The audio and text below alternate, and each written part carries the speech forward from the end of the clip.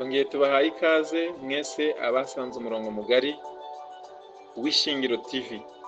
Uyu munsi twabahitiyemo inkuru y'umukire n'umuhungu we. Uburyo umuhungu w'umukire atabonye impano yihishe isi yari yamugeneye.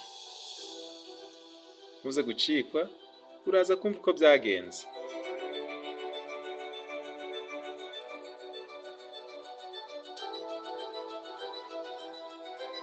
Umwana w'umukire yararangije kaminuza. Ku gihe kirekire yifuzaga ko se yamugurira imodoka nshya, kuko yari azi neza ko se afite amafaranga menshi.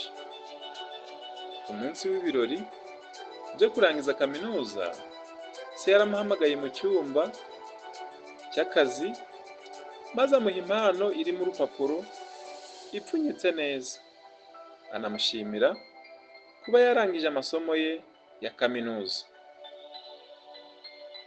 Umuhungu yari yiteze kubona imfunguzo z'imodoka nk'uko yahoraga abisaba se, ariko ubwo yafunguraga iyo mpano yasanzemo agatabo keza gakozwe mu ruhu kanditseho izina rye ku gifuniko cy'ako gatabo.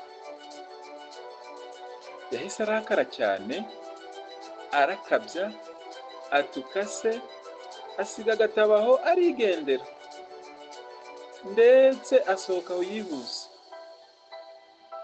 Ariko kuva uwo munsi ntiyigeze yongera kubona se.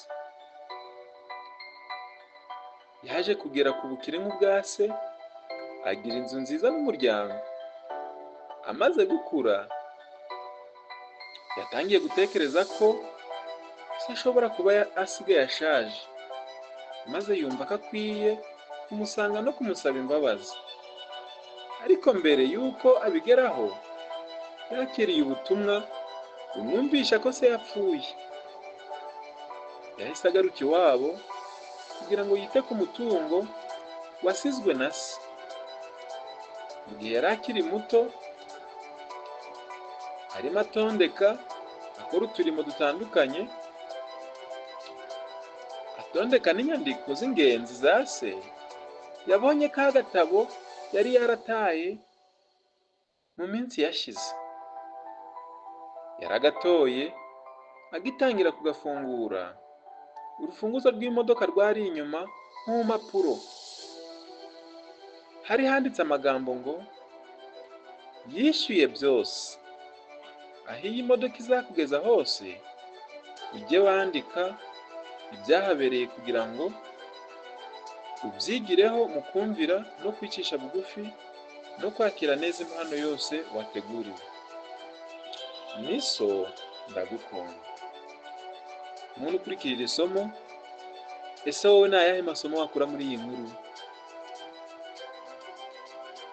Nshuti muvandimwe, icyo ushaka uyu mwanya hari ubwo atari cyo kigufitiye umumaro, ku buryo ari cyo cyabanza. Ushimira ibyo uhabwa, kuko bishobora kuba ari umugisha kurusha uko wabitekerezaga. Nshuti muvandimwe, ibuka ko n'abaciye bugufi bashobora kukugenera ikintu kikazakugirira umumaro mu minsi izaza. Ntukagisuzugure.